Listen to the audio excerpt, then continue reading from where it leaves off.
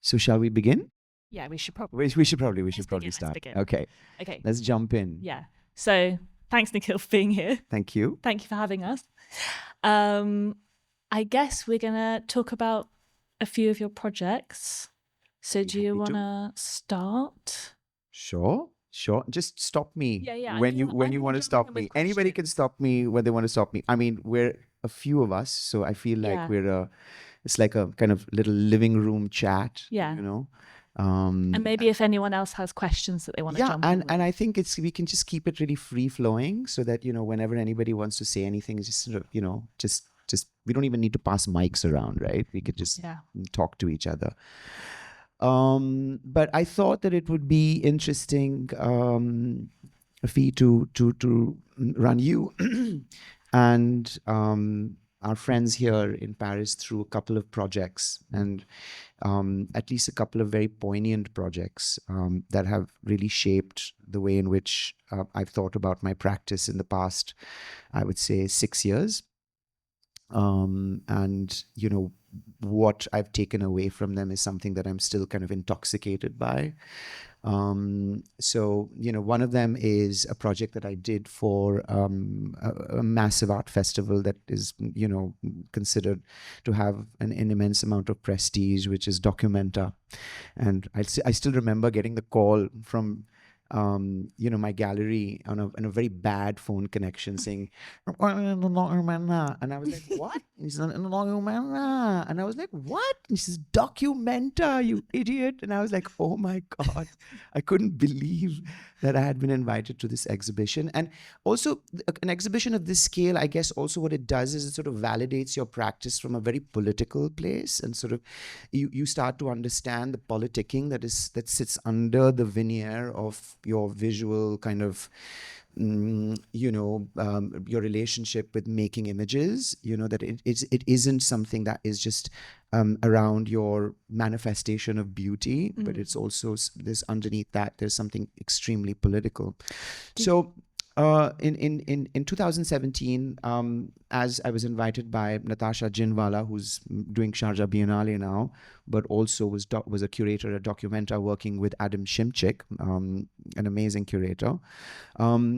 He had the genius idea of not just hosting the exhibition in Athens and in Kassel, which is where its home is, but also bringing in Athens into it. And I thought that was very clever because it sort of takes the project outside of the safety of a Western European city and the safety of Germany and puts it right in the belly of the beast. And Athens, as you know, is the sort of anarchist capital of the world, but also was the place that was coming under a lot of attention as the Syrian refugee problem was at its peak there. The massive refugee camps, and Greece was sort of welcoming people from Syria that were making their way across the Mediterranean Sea, which is why in Athens I decided to work with the Mediterranean Sea essentially as a metaphor. But the way in which I worked was to take over a little tavern in Athens, and I I painted with mud essentially to make an image of the ocean. So sort of using land to make water. Was and then also my thoughts about the Mediterranean Sea were very kind of of course the Atlantic Ocean has a number of dead bodies that sit at the bottom of the ocean, but I would still say the Mediterranean Sea probably has a lot of trauma and a lot of death written right into those blue waters, and the color of blood is red, and the color of the ocean is blue. So there's sort of these opposite shades of this color spectrum, but there is that tension that I felt with the Mediterranean Sea not being this beautiful romantic coast where everyone is drinking Aperols. And I guess also the idea that these bodies are lost to sea. These bodies are lost to sea. Exactly. And so this mud also is very poignant. Was there a specific place that you got the mud from? Yes. In fact, I went to got in touch with a potter in Greece, so I sort of immediately started to think about Greek pottery and how so much of Greek history is told in its earthenware.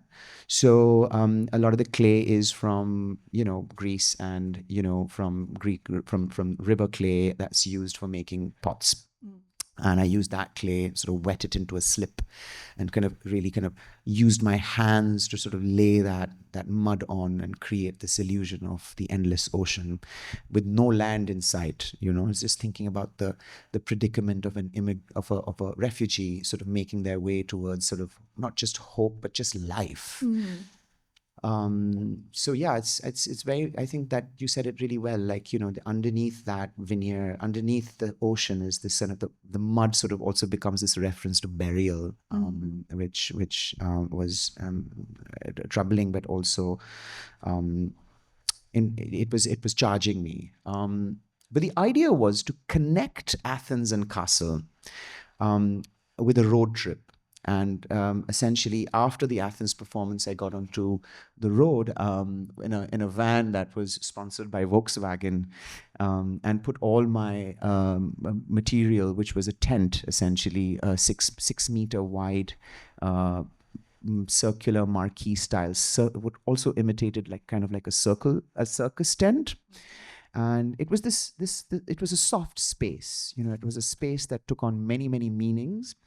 And everywhere I stopped, I pitched this tent, and you know, in some places it became a classroom. Like this was this little Greek town on the border of Armenia called Yanina. And the reason why I selected these places were because I was really kind of making connections with my peers and people who were doing the work that I was kind of doing back home, and not really kind of over romanticizing or kind of.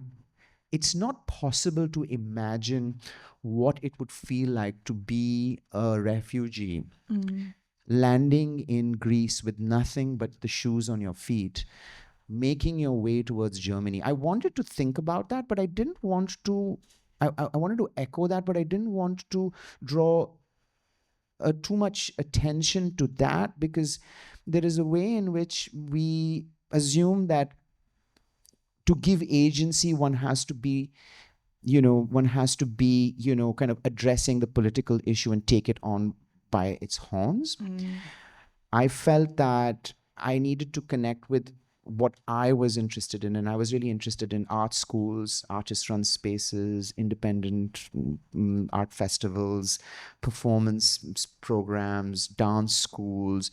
So, you know, this was an art school that I connected with, and they kind of literally just outside their campus said, yeah, you can pitch your tent here. So, of course, this trip required research. So I did go on this journey a few times to kind of connect with the people. But, you know, at every place, the tent becomes different things. Like, for example, in Yanina, it was kind of like a classroom because, you know, the teacher, if we move to the next slide, you'll see that, there's really adorable students, you know, some of them falling in love inside the tent, you know, which was really, something that was very much at the heart of what I wanted to do. But the task was to make a drawing in every location of what I saw outside the tent, or a drawing of what connection I would make with the place. Because it was important to draw the audience in with a sense of familiarity, and, you know, open myself up to conversation and dialogue, even in persona. So it was a 30-day long performance in persona.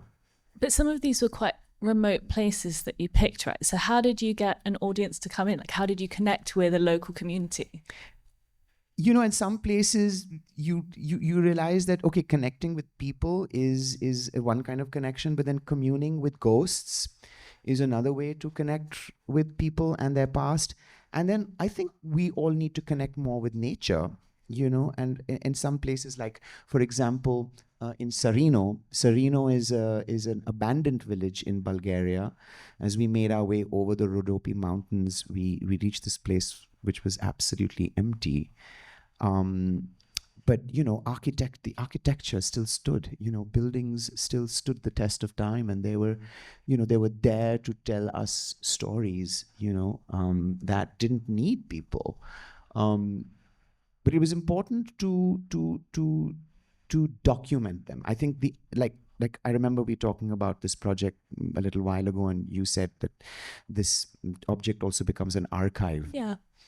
And it's the moment then gets imprinted as a trace onto the walls of the tent, and then carried with me as if I was kind of making notations in a giant notebook, if you can imagine, with a drawing from one place and then a drawing from another place on two sides of one page, and then you turn the leaf and then there's another location.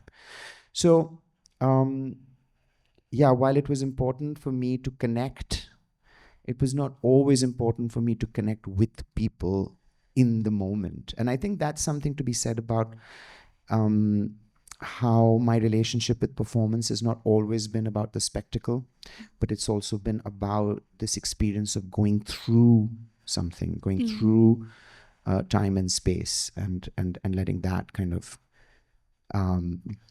get under my skin. I'm kind of interested in the way that you're sort of preserving the ghost of a place by translating it into these drawings. But I wonder, like, what your thoughts are on what happens in that in between of like this actual place, or like this sort of this ghost place, and then your interpretation of it. And it just sort of, there's a sort of interesting disjunction maybe in that. Yeah. It's I'm not just taking it at face value. I'm not saying, okay, this is an empty village. Then I'm going, why is it empty? And it's quite brutal if you think about it. It's Europeanization, or the becoming of EU, and sort of merging economies has a kind of dreamy, utopic sensibility to it. But at another level, it's really about control. And here you can see that a village and rural life in a country like Bulgaria is almost at its end. In another 30 years, there will be no villages left in a country like Bulgaria.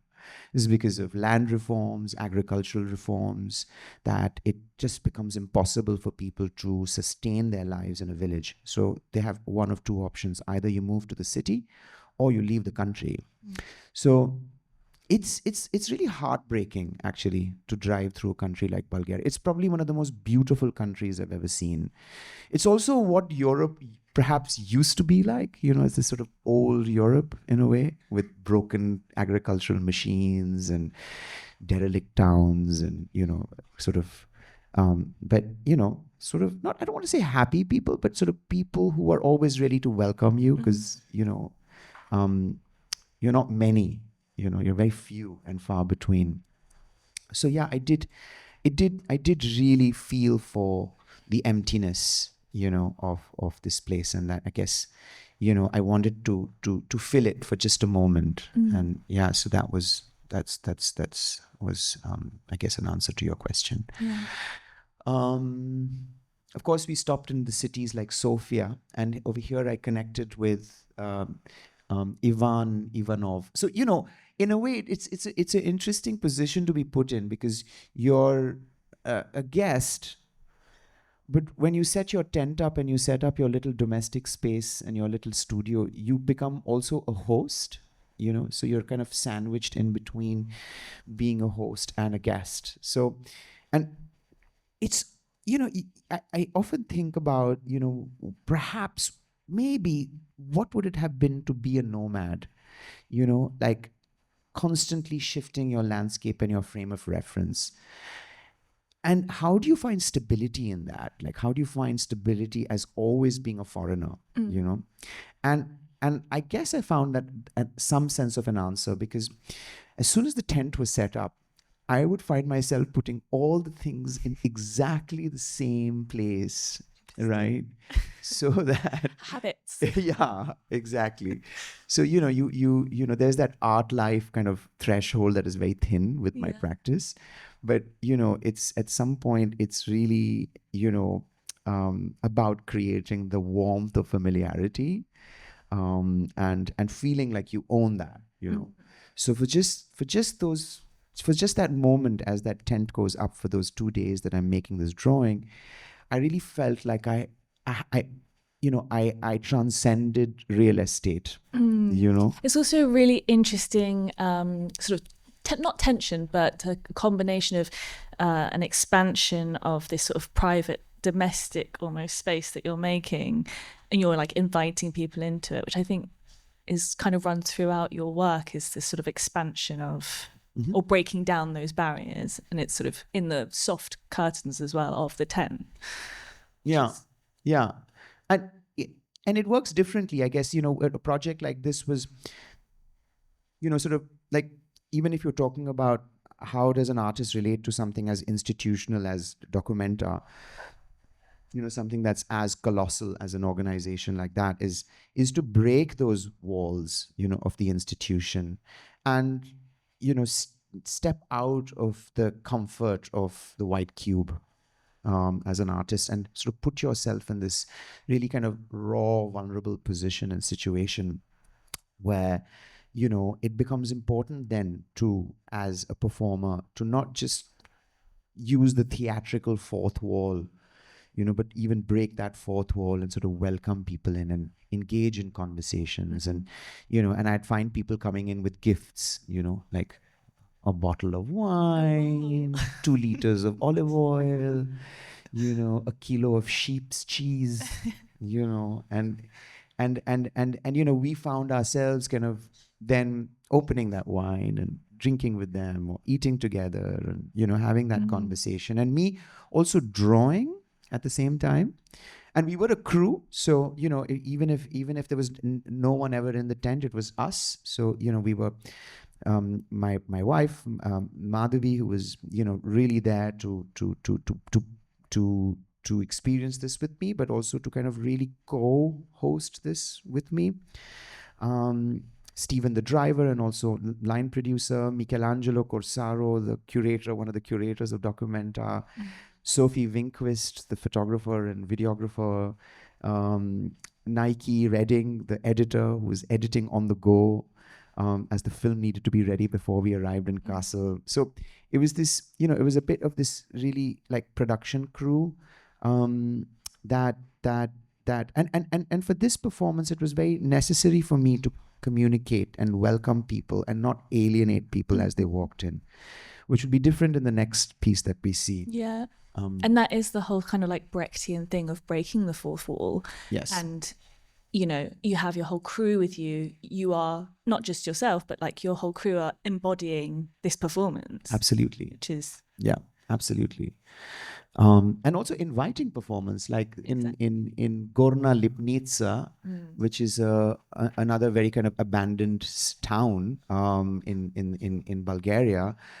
This was a school that used to be a school and now is an artist residency space, because there aren't enough children, you know, and that's kind of sad, but, you know, the truth. So, you know, so it's also inviting people to perform with, you know, and we ended it with, in Bulgaria, we ended our time there with, you know, cooking a feast for 50 village folk. And you know, and of course the drawing that I made was of a picture that I took from the library from 1929. 28, and it was when this town was bustling with people. It has a dance hall, it had schools, it had an art gallery, a library, an auditorium. You know, it was a functioning city, and now it's a village with a few hundred people that live there. How did you choose the image? Well, I was wherever I went, I always sort of engaged with the people that would host me, and to say, you know, what of this place is really important to you, you know, often I would say that. And my host at the time, who was running this, it's called Old School Artist Residency. The host of this residency was like, let me take you to the library and show you this photograph. And I saw this photograph and I was like, oh my God, this is perfect. It's a black and white picture. And I thought it would make an amazing, you know, kind of point of departure and a conversation point. So people recognized, like as people walked into this tent, people recognized the picture, the photograph that I was using, but also they were pointing to different houses and streets and saying, oh, this is this person's house, this is that person's house. So, you know, I guess the idea is also that these drawings kind of evoke personal memory for people who are kind of invested in that place. And so then, we create a third memory. It's my memory, your memory, and our memories together is sort of alchemically creates a completely new memory, and that memory is created in the now, right, and is created in the present moment. um yeah. Another interesting aspect for me for this project was of how, a project like this kind of breaks preconceived notions about a place and a people. For example, Kozia National Park is in the Transylvanian Alps in the middle of Romania. And if I use the word gypsy, Romanian gypsy, there's an image that pops up in our mind, and often that image is of a little bit of a kind of othering sensibility, where you feel that, do I trust this or do I not? And it was here that we actually came without any permissions, without any contacts, and we said, we're just going to plant our tent in the middle of the countryside and we'll see how that works. So here we actually had to leave all our things the previous night, because we had a bit of an accident, which is really scary, where I thought I had lost the entire installation. What happened? So we were driving up Kozia National Park, up the mountain, and we reached there at about 10 at night, and it was raining cats and dogs. And we were climbing up the mountain in slush, and literally as we got to the top of the mountain, Stephen, the driver, pulled the car aside, and I said, why you pull the car aside? And he says, I just suspect something. He goes around to the back, and then he comes back into the car, sits in the car, and he has a whitey. And I'm like, is everything okay? He's like, yeah, the trailer isn't behind the van. So I was like, oh my God. So it was the entire installation. It was like I was staring at the death of this project. What was it? So I was like, he's like, don't worry, we'll turn around. And I was like literally at the edge of my seat, in the front seat, looking down in the ravines to see if my trailer had slid down, detached from thing, and slid down the mountain and gone into the ravine. And I was like, oh my God, this is gone. I can't believe it. And Stephen was just like driving down the hill again. And, suddenly out of the forest, these two massive stags, beautiful deer, jumped out with very imposing creatures, and we braked, and they stared right at me.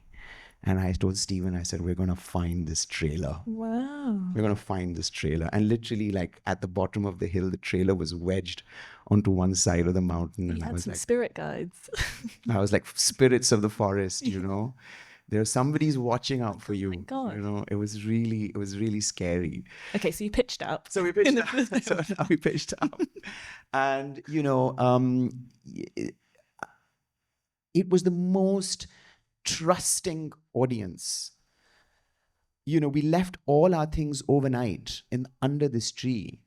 And I said, nothing's going to happen. Nobody's going to touch this. And there was always this fear about, theft and, who's going to steal your stuff. And I was like, no, nobody's going to touch it. And literally we came back the next day. In fact, people came back to the tent with gifts, and kids came and hung out, and, they wanted to use all the pastels, and they wanted to make drawings, and so it really became a very, very cute interactive moment. The village mayor came saying, oh, we're so happy you're here. We took photos together, and so there was somebody from the press who came. There were the mayor and the the delegates from the village came. It turned into such a beautiful experience. So counter of what one could imagine.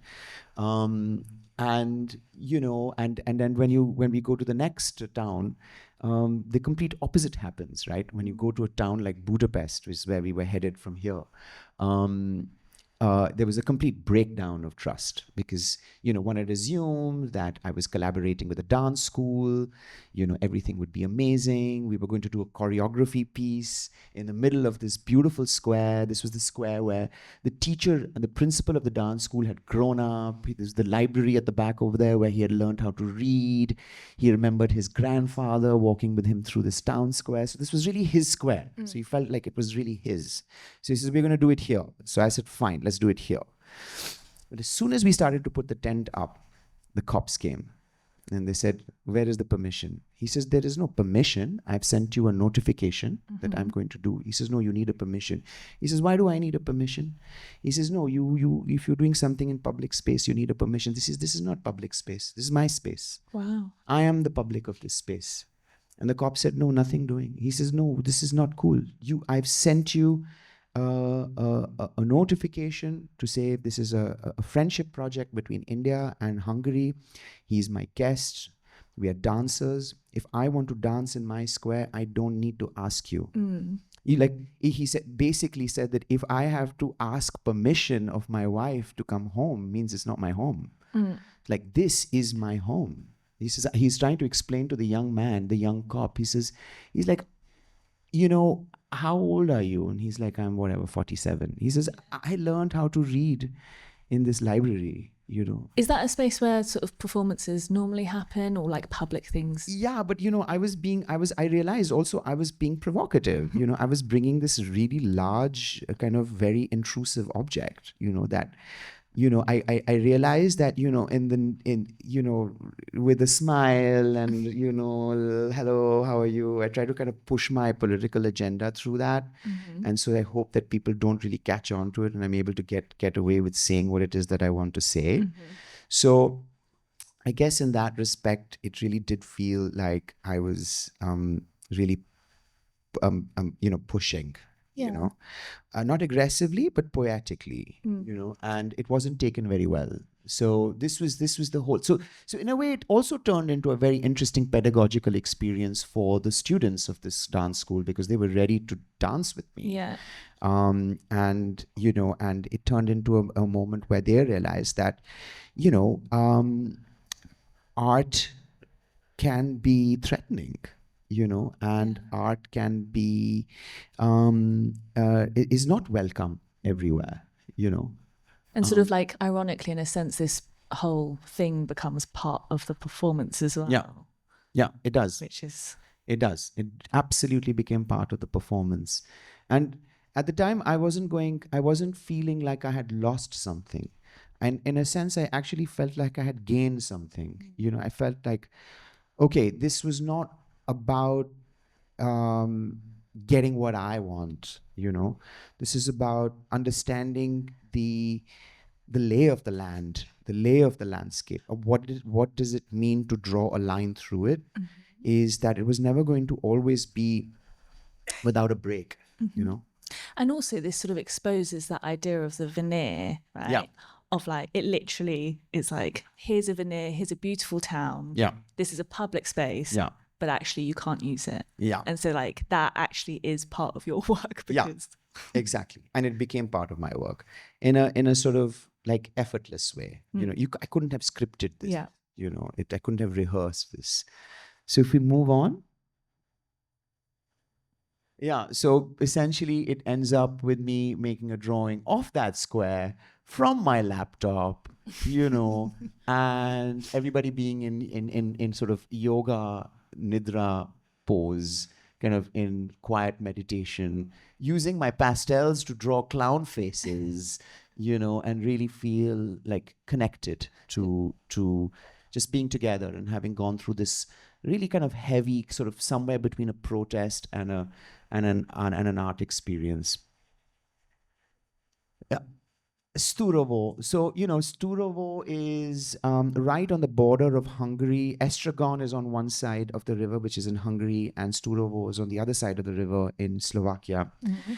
And Sturovo and Estragon have people that speak the same language. Sort of this kind of somewhere between Hungary. So they're two bilingual cities, like sister towns that touch each other. But, right through the 60s, the 50s, 60s, 70s, 80s, up until the fall of Berlin Wall and the reunification of, well, not reunification of Germany, but also the end of, end of communism in Europe. The bridge that connected the two cities was reopened, and again, after many, many years of being separate from each other, families could sort of walk across and be in each other's lives again after 50 years of not having contact. So I was also kind of looking at poignant spaces and positions on the map as a way to kind of redraw the map or kind of understand how to punctuate this narrative with, places that had significance. So the bridge then becomes very much a part of the drawing. And then the last stop was Bratislava as the capital of Slovakia. And here I parked myself in the middle of a square where I drew an image of the fountain that doesn't exist anymore.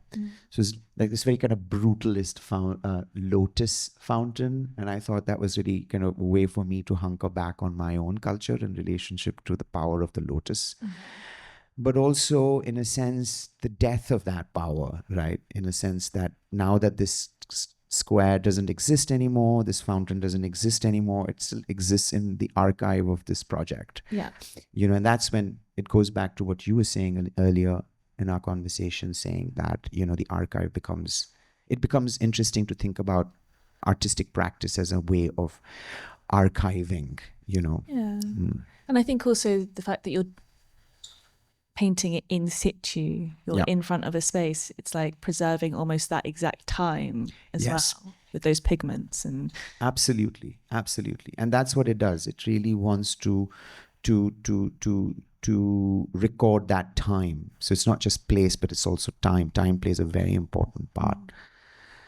I end up in Kassel and on the platform of a derelict train station, Hauptbahnhof, the main train station, and I put the tent up for the last time and use the walls of the railway platform, as you'll see in the next slide, to, of course, offloading the truck. I mean, this trailer is the trailer I'm talking about. Having lost it was a nightmare. But, it really becomes very much a part of the story. It's like such an important part of that narrative to have lost it and found it, Also, people who kind of lose their belongings as they're migrating. Exactly. And we are working from the safety of artists. We're not even, you can't actually even begin to imagine what that would feel like. I can't imagine what it would feel like. It wouldn't be fair for me to even begin to do that. So the walls of the Bahnhof then kind of become this one singular landscape. And in a sense, the idea was also to take these various fragmented landscapes and make them into one landscape, one continuous landscape where there are no borders, there are no boundaries, there are no nations, there are no states, in this kind of very utopic way of looking at, one land.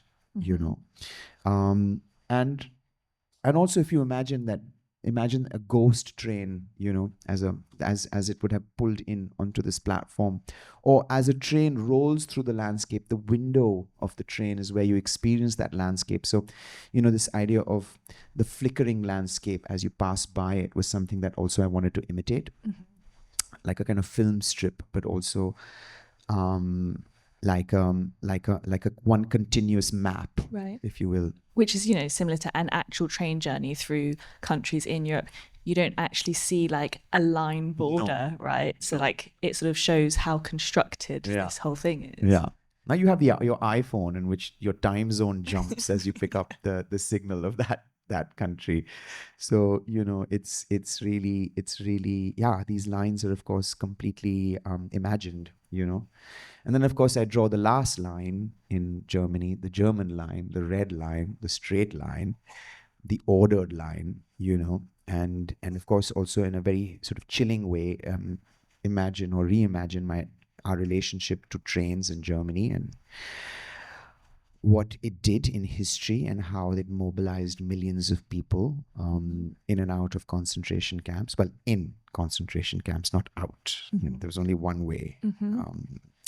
So yeah, and then sort of dress up as this kind of very dandy version of my character Will. Maybe she's Wilma. I don't know. I haven't given her a name yet.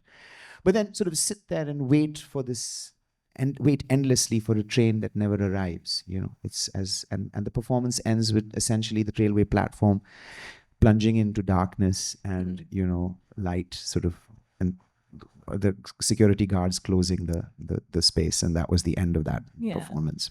We were talking a bit earlier about how it's sort of like that whole waiting for Godot, sitting, like not, you're just waiting. Yeah. And actually now just made the connection between Estragon and the characters. Anyway, but just like, I just wanted to ask you quickly, did you have that idea of Will as a persona in mind already as you were, or did they evolve throughout the project? It evolved as I kind of kept going back to these various locations on my research, and then I realized that I didn't know what to think of this persona, and all I could think about was determination and desire, to do this, and that was what was burning me. And I thought Will, as in will and desire, as in William, became a kind of obvious choice for me. So if we move on to the next project. And we can go slightly faster actually with the slides. Maybe the next slide. So if that previous project was about going out into the landscape, this was about going in, and this was about going into the institution. So it was about puncturing a different picture plane. This was about spending 9 days and 8 nights inside the Metropolitan Museum as a kind of very suspicious looking Pathan in uniform, bearded, kind of turbaned character carrying like brown boxes that you don't know, we didn't know what was in them. And using this large piece of calico cotton, which I had dyed with indigo, as the surface on top of which I would express land, water, and sky. Yes. Lands, sky. Sorry, I'm forgetting the order. But anyway, the various elements of what make a landscape painting, essentially the presence of the sky, the presence of land, and the presence of water. And, just even in the history of landscape painting, I think the way in which of course, we've been taught art history and art from a very Western perspective, but also what landscape painting has in history functioned as. It's functioned as a way in which ownership has been expressed, right? In a way that, English turn of the century painters and printmakers would come to India, make prints and take them back as trophies to say, this is the extent of empire, and this is how ownership is expressed.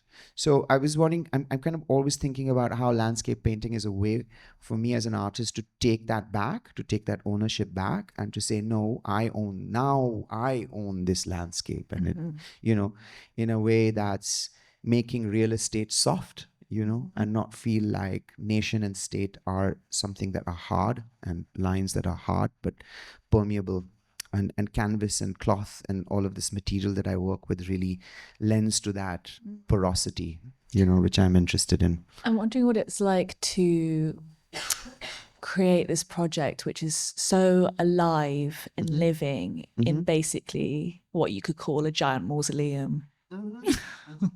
Exactly. Yeah. Because it's like it's alive, but you're also moving it around, and so I just wondered, if that was something that you were also very conscious of. Yes, and how to dismantle that, idea of the mausoleum or the edifice or the kind of monolithic kind of institution, as a temple of art, what does that mean? For example, I'm here in the Sackler wing. The Sackler family has a lot of blood on their hands. It's one family that has used its own people, poisoned them, not just once, but again and again, and then also made its millions on the antidote to that poison. So it's an awful relationship. Like, if you think about the way in which America and the American nation has been created, it's gut wrenching, which is why then for this moment in the Sackler wing, I pulled out archives of 60 early footage of maybe from 1910s and 1912s, 15s. I pulled out black and white lady kind of old film footage that blatantly shows American sort of explorers and museologists pulling out gold and sort of votive and sort of funerary objects from tombs that were been sealed for thousands of years, and the audacity in which they operated, using Egyptian labor to carry all of that heavy material back to the Met, for example. And so, if you really start to look at, like, we can talk a little bit about colonialism, but I think it's also being over talked about. But there's still a lot to be spoken about as far as that kind of power is concerned. But it really made me question of where and how a museum sets up power. How objects are displayed, how objects are labeled, how objects have been largely looted and pulled out of their context and removed and stripped of their function and placed in glass vitrines to be looked at as trophies and as sort of as symbols of as symbols of power. And that was very disturbing to me. Can we move to the next? Sorry. Yeah. So instead of migrating 3,000 kilometers across the landscape, I was migrating 3,000 years, but maybe just 30 meters across the hallway, right? So I just wanted to ask how you actually chose these spaces that you moved to. Was it just by time, or?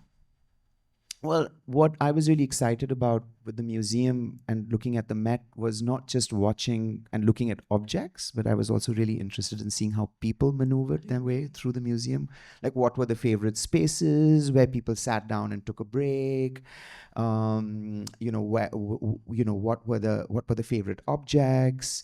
And also, for me, what was also very disturbing about the museum was this space, which was sandwiched between modern and contemporary on one side, and on the other side there was the Oceania collection from Papua New Guinea, collected by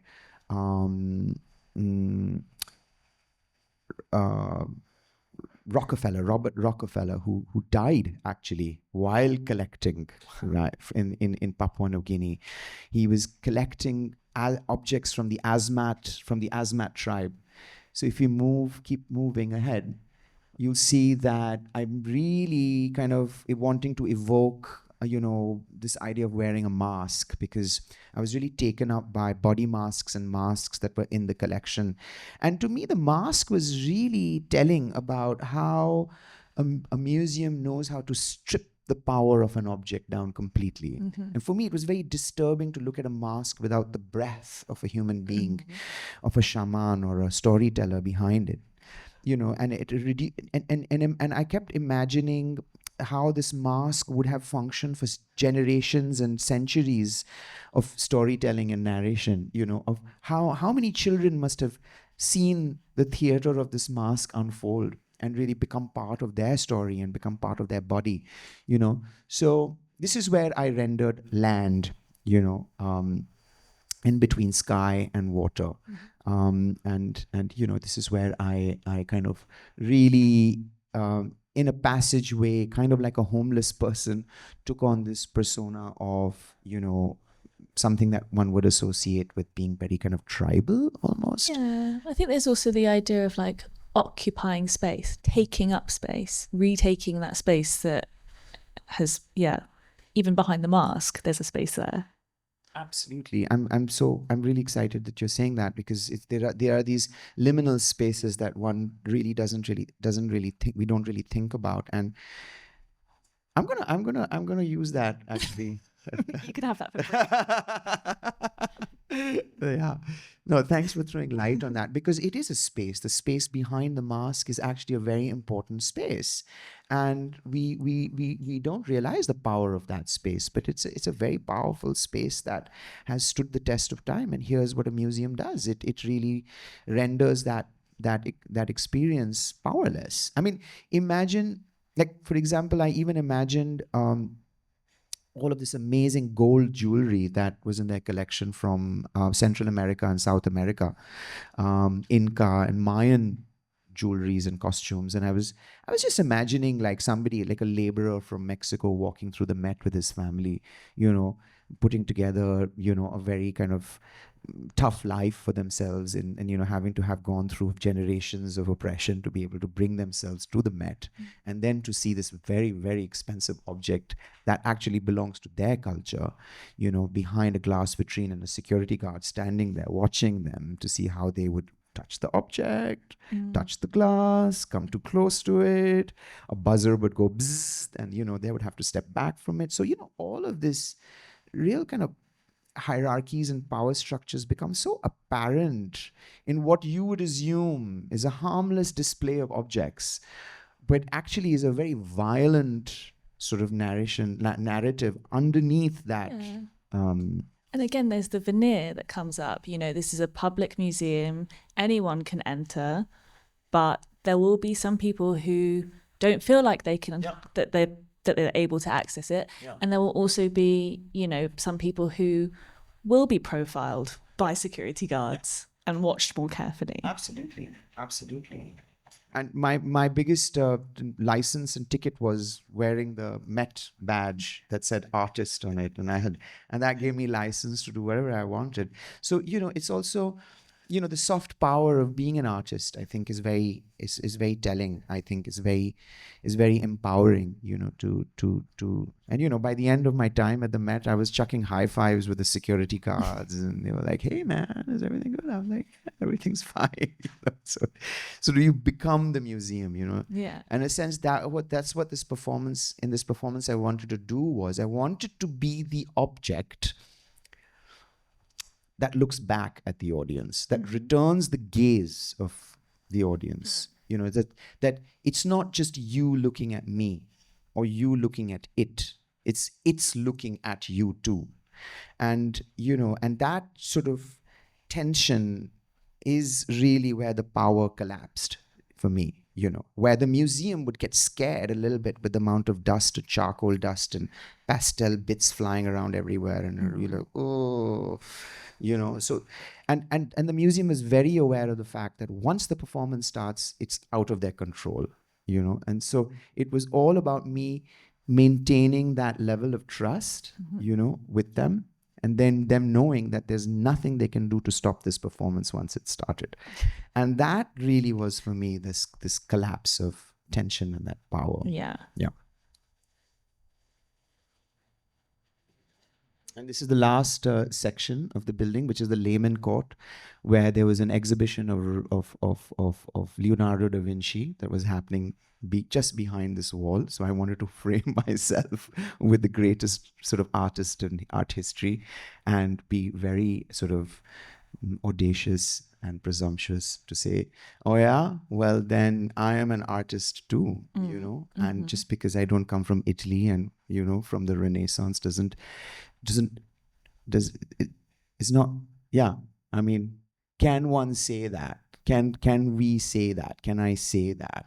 Can I challenge that notion of being brown, being Indian, being a performer, being in the now, and yet sort of be very aware of their presence in a museum that's sort of looking at art history from such a place of reverence. Can I be irreverent of that? And Yeah. So this idea of moving through the museum like a migrant, like a kind of laborer, kind of pushing my boxes and carrying everything on my own. It was really important that I did all of these moves using my body, and also kind of taking on this act of being not the hidden labor, but the visible labor, and kind of be there, not as a suffering body, but as a body that's enduring this test, of spending 9 days and 9 nights, 8 nights in the museum, eating, sleeping, washing, Nikhil, I'm being given a warning that we have to wrap up soon. Yes, we're wrapping up. So can we move it? We can actually move these slides a little faster. That would be better, actually. Yeah, don't hesitate to keep going, because we are at the end of this performance. Yes, keep going. Because we want to have I want you to talk about HHR. Yes. Space. So, basically, just to end this performance, the performance ends with me kind of getting into this very celestial, kind of very femme costume with a mask. And I sort of slowly walk out of the museum, attempt to walk out of the museum, collapse and fail at the end. And, you'll find me at the end of this performance. In fact, the mirrors on this costume are arranged to what the night sky was on that day, like the stars and how they were aligned to the costume designer is an amazing collaborator, Lois Braganza, who is doing a residency here in Cité des Arts, and she's here at the moment, but not here. But yeah, so it's also so a lot of it is also about these collaborations, and that's my segue into HHR Spaces. That's so smooth. Yes. So what I'm really involved with right now, and these are the last 5 images, is where I am at the moment. I run an art space. I've been doing that for 10 years in Goa. We essentially are a live art space, and it's essentially for us artists to use them for our own practices, but also to invite artists to collaborate and work with. And this is something that I'm really, really enjoying. And you will all be at Asia Now will be privy to a performance I'm doing in collaboration with a drummer tomorrow here in the square, in the courtyard, between 2:30 and 5:30.